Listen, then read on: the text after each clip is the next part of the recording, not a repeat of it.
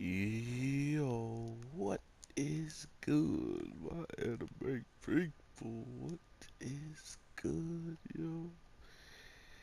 Guys, the new game playthrough is ridiculous. If you don't 100% your game, uh, through your first playthrough, as in getting all of your attack power and all of your HP, you are going to have a rough time, including if you did what I did in this game, which is giving the talisman back to the kid, where if you look at the bottom left of my screen underneath my health bar, that down there means I've chosen a harder path in general, so I doubled the hard. So, let's get it.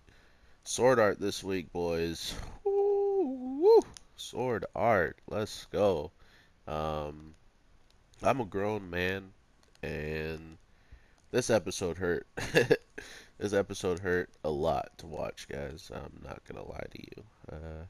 Seeing the blonde Kimito straight up get bodied with a smile on his face, man, that's something that definitely will hurt your boy. Not to mention Kimito having to pretty much watch him slowly bleed out, and Alice pretty much just stayed asleep the whole time. She's like, "Ooh, well, I gotta get these Z's in. I use a lot of power, and I don't want to see Yujo dying." So, of course, she didn't really want to do anything. But overall, man, this show, this show was very, very entertaining.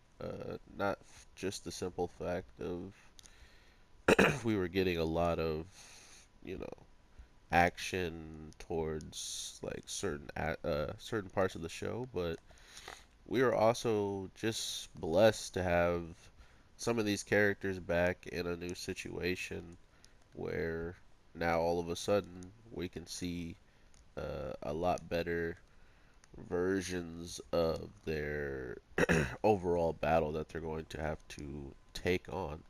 And I thought it was really cool of them just to let, like the crowd and let the hopefully this is like step for step what happens like in the manga. But from what I was standing, the girl pretty much saying that, "Oh, I'm going to take this fight to your world," like these seemingly, one of these guys are seemingly the people from the very beginning of this show, it looks like, that were one of the scientists that were just showing up and trying to walk. They walked past Azuna, and she just kind of like looked back at it, So it's one of those things where now it's pretty obvious. Oh wow, they changed it. It's pretty obvious sometimes what they're trying to, come across, but at the same time, some of this stuff is shrouded in mystery because I honestly don't know what's gonna happen. I'm not a reader of the light novel or the manga, so for me, this is a surprise that the end game wasn't inside of the simulator or whatever this thing is, wasn't inside of the seed. What? And because of that, we have this weird notion that everybody is about to pretty much be in a situation where if they don't fight back inside of where they are, they'll just die in general. Like, they can literally get bodied by the humans that are out in the outside world if they don't actually, drop everything and try to take care of what they need to. So it's really cool that they're trying to take it outside of the video game, but at the same time, usually this doesn't work that well. Like, this just isn't something I feel like Sword Art has been known for to do really good. Just the outside world, making the real people who are fighting pretty much deal with it. Which, I mean, it was cool and all that he saved Sion and stuff from the death gun and whatever was going to happen, the shot to slow down her heart and stuff. But then when it comes down to, like, how it all played out in this grand scheme of things, it was just kind of lackluster, and it was actually done so well that we shouldn't, as us as leaving out of the video game world into the real world, he shouldn't be able to run at rapid speeds and run along walls for a short amount of time and be able to cut someone right after it, so they really played on that aspect of being real humans and took it to this really bad back and forth fight that they have. So I don't know. It's funny to me, but at the same time, I think people took it like really seriously. They're like, "Oh man, wish there was more fighting outside the virtual world." There's some people like that, and I understand it. It was new. It was something we definitely didn't see coming with all the stuff he's been through. And I guess we could see every season almost he like had to fight for something after leaving the virtual world. So, like I was saying earlier, it was very surprising to me that this show then uh, goes on to just show us that there's seemingly more to come. Like they could have easily ended this week's episode like, and that's why Kimito is going to be dealing with whatever he's going to be dealing with and next season. They could have ended it, but seemingly they want to give us a good like season finale, which at this point I'm already pretty satisfied with that battle we got. I mean, I got to see dual wields Kimito, my old favorite. Even though he couldn't even use, I think I figured out um, why he wasn't dual wielding, which doesn't make sense if you really think about it. If they're gonna give him his outfit from that place transfer over, why wouldn't any of his actual skills for dual wield, the unique ability that he got, seeing how it wasn't something everybody in the game could get, it was something unique to one player. So it made sense that he couldn't just pull it out of nowhere and start doing it, and sword skills with it. But even all the characters kind of like played along with it, like, oh man, you really Kimito, for some reason you look much better with a sword in your hand. Like they just kept playing on, or second sword in your hand. They knew exactly what the audience wanted, but I think they played it right because, to be fair, he had to relearn single sword to such a degree that it would be up there on par with his dual wield sword. Actually, I'll take that back because just with the dual wield sword, he started he got a full on advantage against somebody who was super super broken. So I guess I can't really say that.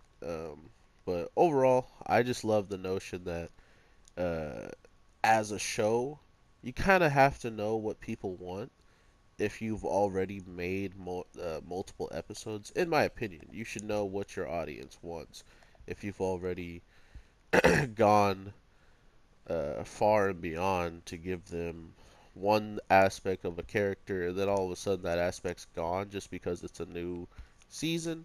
Seems kind of like cheating out your fans.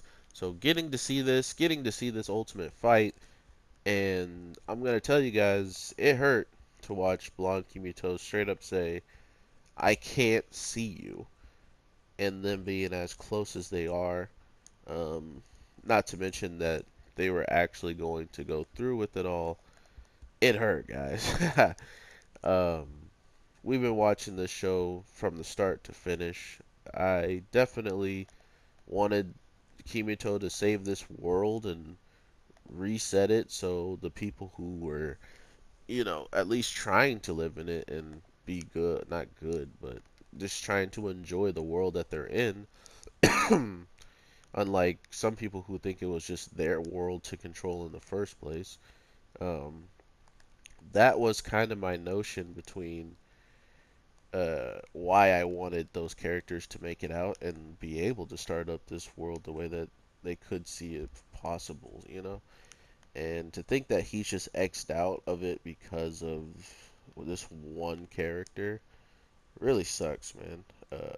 Not to mention, supposedly Alice is like forever lost in the sense of she doesn't even have her soul. Like her soul went with Yujo. Like that's why she still has like a whole different weird persona and stuff. When she starts talking, she's like she all of a sudden just has this weird like masculine, not masculine, but she just has a much more defined and older tone compared to her kid version. That if you compare her kid version to how she's talking, you definitely would be like, oh, well, this definitely is not the same freaking girl. Like something's wrong here, and it's because every single night that this woman has taken, she's putting their overall flex, their memories, their loves, hates, everything that they've ever done. She's putting all of it into the sword. She's putting so a part of Alice was a part of that sword at some time, that weapon sword or weapon sword golem. So for him to reach out and actually like connect himself with her soul was the saving grace of her getting to pretty much walk on that fine line that Joe was walking. Um, but at the same time, man, it hurt. It hurt to watch him go, and that's just what Sword Art's good at doing. They've been perfecting the art of uh, just their overall narratives and their overall reasoning why things are popping off, and if things need to get worse, they'll make them worse and make it even worse for the people who care about certain characters, you know. So that's just how it goes, man. I hope you guys enjoyed though. I think we have one more episode, maybe we'll get us OVA. Why did he not just die? Did you guys see that? What the heck? He somehow look, he's blocking that. That's the god ninja. He's a god bandit. Um, but yeah, let me know what you guys are thinking of overall because with Sword Art coming to a close end and it looks like the whole entire Saturday lineup is getting just left vacant at this point. Um, what do you guys think about this? Like, I think this is the closest I've seen a Saturday turning into having no anime at all that I even would tune into. So I'm actually very surprised with the outcome of just how things are going so quickly. So let me know how you guys are feeling about it. A lot of shows have ended, and I want to know if you guys have one of your favorite shows being topped by any other show. Like, is there a show that you actually really enjoyed? Oh God, and excuse me, and did it get beat out by a show that wasn't even a show you really were expecting to enjoy as much as you do? Uh, I've actually had that happen, but I'll probably save that for later. Um, but overall, guys, I hope you have an amazing day, night, evening, whatever the case may be when you're watching this. And I will talk to you in the next one. I think Fairy Tail's coming out later tonight. God, these guys attack every time I push a button. It's ridiculous. So I hope you guys definitely stay tuned for that. If not, it's all good. I will talk to you when I talk to you. And with all that being said, have a good one. Peace.